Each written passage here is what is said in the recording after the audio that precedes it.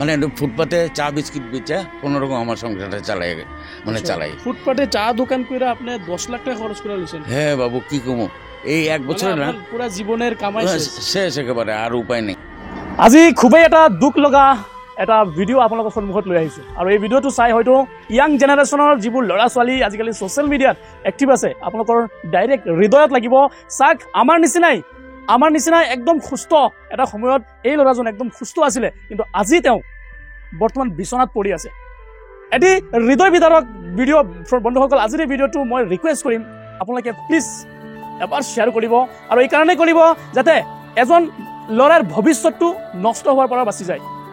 আজিৰ এই ভিডিঅ'টো আমাৰ ডাইৰেক্ট হিমন্ত বিশ্ব শৰ্মালৈ যাতে আপোনালোকে এই ভিডিঅ'টো যাতে পাব পাৰে তেনেকুৱা এটা ব্যৱস্থা কৰি দিয়ক, আৰু অতি সোনকালে যাতে এই ল'ৰাজন অতি সোনকালে যাতে ঠিক কৰি দিয়ে সেই ব্যৱস্থাটো আপোনালোকৰ হাতত। আপোনালোকে যিমান পাৰে এই ভিডিঅ'টো শ্বেয়াৰ কৰক বন্ধুসকল, মই হাতযোৰ কৰি ৰিকুৱেষ্ট কৰিছোঁ। এটা ল'ৰাৰ ভৱিষ্যতটো আপোনালোকৰ হাতত আছে, আপোনালোকে এই ল'ৰাজনৰ ভৱিষ্যতটো আপোনালোকে বচাই দিয়ক। তেওঁৰ গোটেই জীৱন এতিয়া পৰি আছে।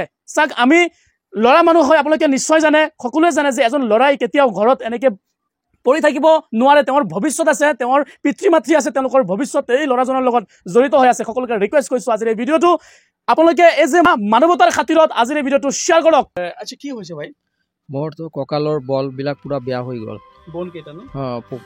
কঁকালৰ যিটো বন আছে সেইটো মানে জইণ্ট বনটো এইটো পুৰা বেয়া হৈ গ'ল দুয়ো ছাইডৰ পৰা। মই এতিয়া মানে একো খোজকাঢ়িব নোৱাৰোঁ। যেনেকুৱা মই আগতে ভাল আছিলোঁ, ভালদৰে খোজকাঢ়িব, বন্ধুৰ লগত খেলা ধূলা আছিলে, যোৱা 7 বছৰ 10 বছৰৰ মানে পিছত আগৰ পৰা মই পূৰা খোজকাঢ়িব নোৱাৰোঁ। যেনে মোৰ বন্ধুবিলাক আছিলে চব মোৰ পৰা মানে মোৰ লগৰ পৰা নাইকিয়া হৈ গ'ল। মোৰ পূৰা ঘৰতে একদম শয্যাশায়ী, বিচনাৰ পৰা উঠিব নোৱাৰোঁ, গোটেই দিনটো বিচনাত থাকোঁ, একোৱে কৰিব নোৱাৰোঁ। মোৰ ভৱিষ্যতটো একদম মানে বেয়া হৈ গ'ল।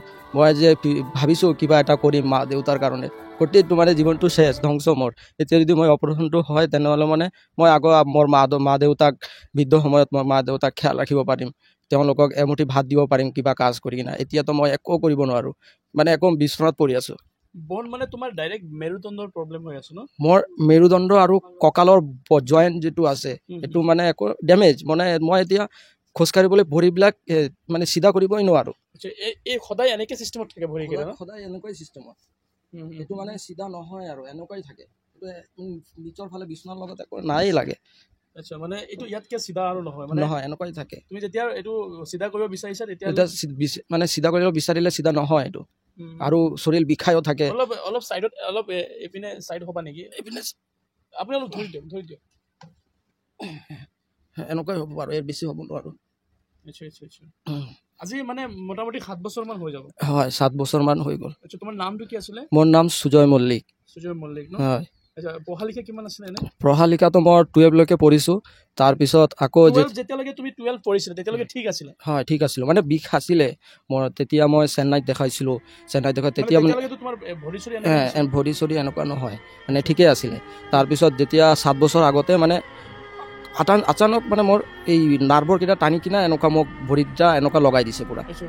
আৰু এইটো এতিয়া তাৰ পৰা পিছৰ পৰা এইটো আৰু একোৱেই নহয়, একদম পূৰা বেণ্ড হৈ গ'ল, যে এইটো চিধা কৰিবই নোৱাৰোঁ। হয়, এনেকুৱা এই অৱস্থাটো হৈছে। আগতে মোৰ প্ৰব্লেম আছিলে, বিষ থাকিছিলে, গোটেই মানে শৰীৰত বিষাই আছিলে। হাত জোৰ কৰি মই অনুৰোধ জনাই আছোঁ হিমন্ত ছাৰ আৰু আমাৰ MLA ছাৰক, শিৱ মিশ্ৰ ছাৰক, যে মোৰ ভৱিষ্যতটো ঠিক কৰি দিয়ক। মোৰ ভৱিষ্যতটো ঠিক হ'লে মই মা দেউতাৰ ভৱিষ্যতটো ভালদৰে বৃদ্ধ সময়ত সেৱা শুশ্ৰূষা কৰিব পাৰিম। আপোনালোকৰ কাছে আপোনাৰ লগত বিনম্ৰ অনুৰোধ ছাৰক, যে ইয়াৰ আগতে 2 বছৰ আগত আমাৰ মাননীয় CM ছাৰক লগ পাইছিলে, আৰু CM ছাৰে কথা দি গৈছিলে যে অতি সোনকালে ল'ৰাজনক উন্নত চিকিৎসাৰ কাৰণে তেওঁলোকে প্ৰেৰণ কৰিব। কিন্তু হয়তো কিবা কাৰণত আমাৰ ছাৰে পাহৰি গৈ যাব পাৰে বা এই কামটো নকৰিবও পাৰে। গতিকে মই ছাৰকো অনুৰোধ কৰিছোঁ গপুৰ ব্লক চুজৰ ফালৰ পৰা, আপুনি যদি পাৰে এই ল'ৰাটোৰ ভৱিষ্যতটো বচাই দিয়ক। তেওঁৰ জীৱনটো অধৰুৱা হৈ যাব নহ'লে, কাৰণ এটা ল'ৰাৰ গোটেই জীৱনটো বাকী আছে। গতিকে সকলোকে ৰিকুৱেষ্ট কৰিছোঁ আপোনালোকে যোনে যিমান পাৰে স্কেনাৰত থকা স্ক্ৰীনৰ মাধ্যমে স্কেনাৰত থকা আপোনালোকে যোনে যিমান পাৰে 1 টকা 2 টকা 10 টকা 50 টকা 100 টকা আপোনালোকে নিজৰ ভাইটি বুলি, নিজৰ ল'ৰা বুলি আৰু নিজৰ ভতিজা বুলি আজিৰ এই ভিডিঅ'টো শ্বেয়াৰ কৰিব, আৰু যোনে যিমান পাৰে আপোনালোকে পাৰিলে দিব। আৰু যদি কোনোবা নোৱাৰেও আপোনালোকে পাৰিলে প্লিজ ভিডিঅ'টো শ্বেয়াৰ কৰিব, যাতে কোনোবা হৃদয়বান মানুহ দেখিলে অতি সোনকালে যাতে তেওঁক কিবা এটা ব্যৱস্থা কৰি দিয়ে।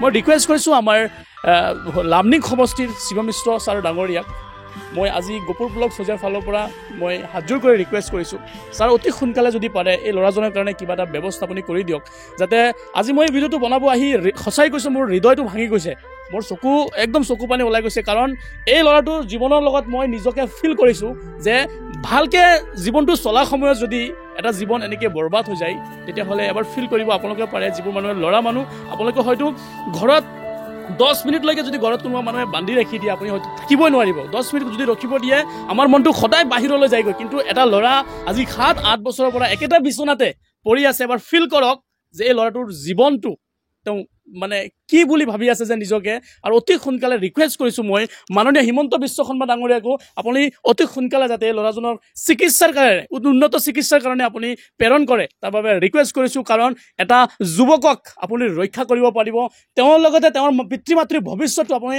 বচাব পাৰিব, গতিকে ইতিমধ্যে তেওঁলোকৰ পিতৃ মাতৃ ইয়াত চাক চকুত মোৰ ওচৰতে আহি কান্দি আছে, গতিকে কোভিড থেকে মানে এরকম প্রবলেম হয়েছে 7 বছর আগের থেকে এরকম অবস্থা। 7 বছর হয়ে গেছে না, হ্যাঁ গতিকে চিকিৎসা তো অলরেডি করাইছিল মনে হয়। হ্যাঁ বহুত করাইছি, এখনো সুস্থ হইতেছে না। আচ্ছা, এমনি আপনারা শিব মিশ্র স্যার বা যেটা হিমন্ত বিশ্ব শর্মা গেছিলেন? তার কাছে তারা তো করে দেবো করে এখন পর্যন্ত সুস্থ হইতে পারলো না ছেলেটা, এটাই আর কি, এখনো তো সুস্থ হলো না, আপনারা যেভাবে হোক আমার ছেলের সুস্থ করে দেন, এটাই আপনার কাছে অনুরোধ আমার, স্যার যেমনি হোক আমার ছেলের সুস্থ করেন যেমনি হোক। চাওক মাতৃগৰাকী কান্দি আছে, আৰু খুবেই কান্দাৰ কাৰণ এটা ল'ৰা চলি থকা ল'ৰাটো, সেই ল'ৰাটো যদি বিচনাত পৰি যায় তেতিয়াহ'লে সেই মাতৃগৰাকীৰ হৃদয়খন কেনেকৈ হ'ব পাৰে আপোনালোকে এবাৰ অনুভৱ কৰিব পাৰিছে, লগতে পিতৃও আছে মোৰ ওচৰতে। কিন্তু ফুটপাতে চা বিস্কিট বেচে কোনোরকম আমার সংসারটা চালাই। ফুটপাতে চা দোকান করে আপনি 10 লাখ টাকা খরচ করে দিচ্ছেন? হ্যাঁ বাবু কি কমু, এই 1 বছর না পুরা জীবনের কামাই শেষ একেবারে, আর উপায় নেই, মানে আর কোনো উপায় নেই আমার এই ছাড়া। আর তো কথা হলো মানে আমি তথাপি মানে যা পারছি তো করছি, তার পরবর্তী এখন আর যখন না পড়া হয়ে গেছে তখন এই জন্য সরকারের কাছে আমি হাত জোর করে এবং রাজ্যের কাছে হাত জোর করে আমি অনুরোধ করতেছি যে আমার ছেলেটাকে যেমন হোক সুস্থ করে দাও।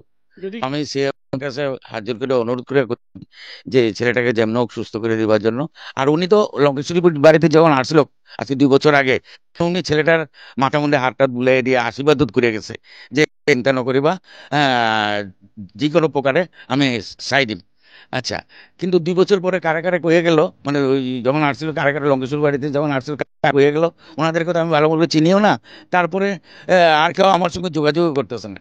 কিন্তু এখন আমরা তো এখনো আশায় আছি হিমেন্দ্র বিশ্ব স্যারের, আশায় এখনো বসে রয়েছি যে কোনো প্রকারের স্যারে তো আমার ছেলেটাকে যে কোনো ব্যাপারে সুস্থ করবো, কিন্তু এখন পর্যন্ত আমি কিছু পাইলাম।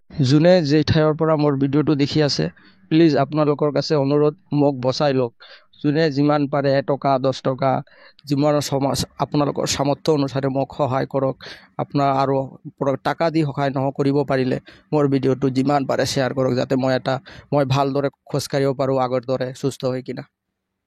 সকলোকে ৰিকুৱেষ্ট কৰিছোঁ আপোনালোকে যোনে যিমান পাৰে স্কেনাৰত থকা এই স্ক্ৰীনৰ মাধ্যমে স্ক্ৰীনত থকা আপোনালোকে যোনে যিমান পাৰে 1 টকা 2 টকা 10 টকা 50 টকা 100 টকা আপোনালোকে নিজৰ ভাইটি বুলি, নিজৰ ল'ৰা বুলি আৰু নিজৰ ভতিজা বুলি আজিৰ এই ভিডিঅ'টো শ্বেয়াৰ কৰিব, আৰু যোনে যিমান পাৰে আপোনালোকে পাৰিলে দিব, আৰু যদি কোনোবা নোৱাৰেও আপোনালোকে পাৰিলে প্লিজ ভিডিঅ'টো শ্বেয়াৰ কৰিব, যাতে কোনোবা হৃদয়বান মানুহ দেখিলে অতি সোনকালে যাতে তেওঁক কিবা এটা ব্যৱস্থা কৰি দিয়ে। সকলোকে ধন্যবাদ থাকিলে, নমস্কাৰ, জয় আই অসম।